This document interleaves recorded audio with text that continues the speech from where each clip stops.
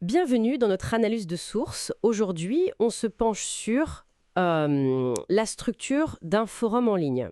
Son nom, hérésie.com. Assez direct.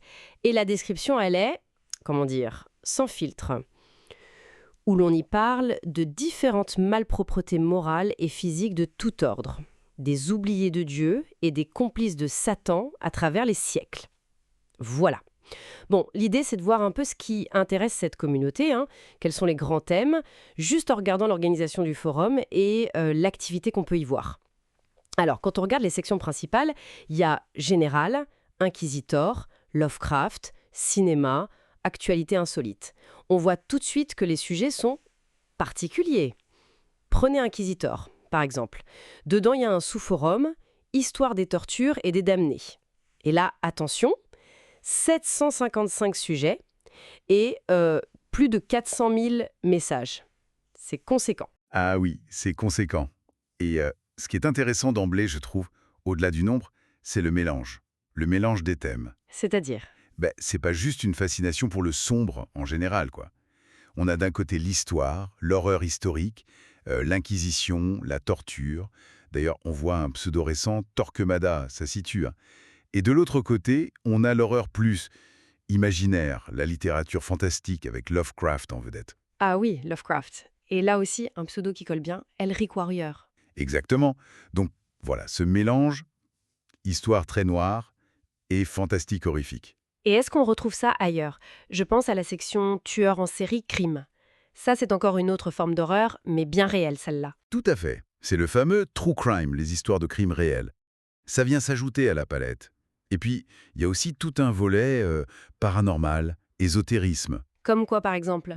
Des discussions sur Rennes-le-Château, le fameux village mystérieux, un truc appelé culte des morts, des vidéos explorations mystérieuses, et même la culture pop, vous savez, le cinéma, les séries, la musique. Oui, il y a des sections pour ça. Mais souvent vu à travers ce prisme un peu insolite, fantastique, sombre. Toujours ce fil rouge. D'accord. Et visiblement, cette fascination, elle est bien vivante.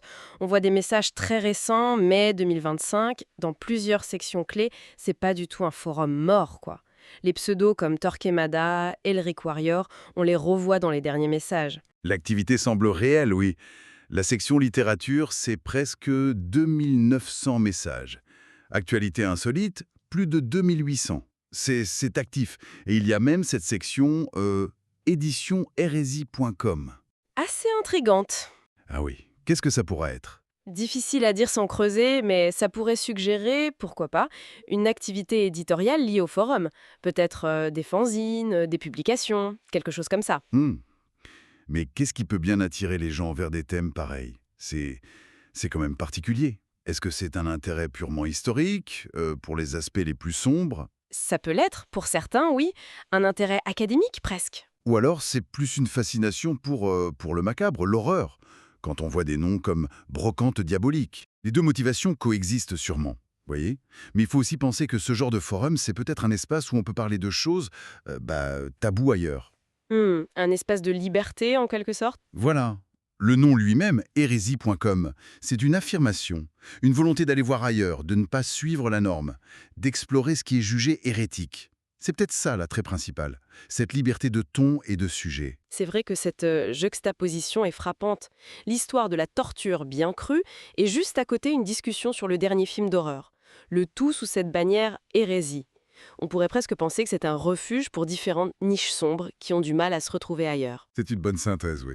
Hérésie.com, ça se présente vraiment comme un carrefour numérique pour des gens qui partagent un intérêt pour tout ce spectre sombre, histoire sombre, fantastique, crime, paranormal.